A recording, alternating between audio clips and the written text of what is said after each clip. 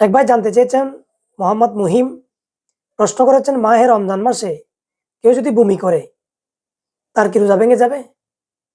সম্মানিত দর্শক, অত্যন্ত গুরুত্বপূর্ণ চমৎকার মাসআলা। মাহে রমজান মাসে বমি করলে প্রাথমিকভাবে রোজা ভাঙে না। বমি করলে রোজা ভাঙে না।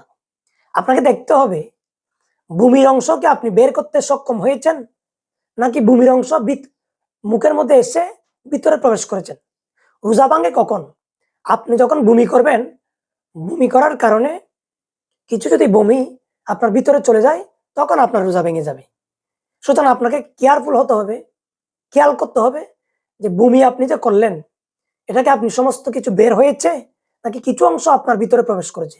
যদি ভিতরে প্রবেশ করে তখন রোজা ভেঙে যাবে, আর যদি সমস্ত বমি বের হয়ে যায় তখন আপনার রোজা ভাঙবে না। তবে এখানে একটি বিষয় আপনাকে খেয়াল রাখতে হবে।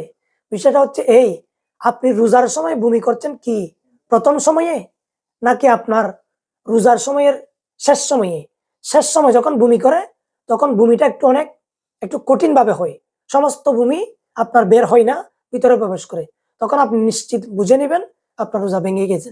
আর আপনি সাহারি করলেন, আপনি বেশি খাবার গ্রহণ করলেন, আপনার একটা ভিতর থেকে একটা ঢুক আসার কারণে আপনার একটু কিছু পানি বা কিছু তরল জাতীয় বস্তু আপনার বের হয়ে গেলেন, তখন এটা আপনার ভিতরে যা বের হয় এগুলো চলে আসে, আর ভিতরে ঢুকার কোনো একটা উপায় থাকে না। ওই সময় যদি আপনি খেয়াল রাখেন আপনার ভিতরে জিনিস প্রবেশ করে নাই, তখন আপনি বুঝে নেবেন আপনার রোজা শুদ্ধ আছে।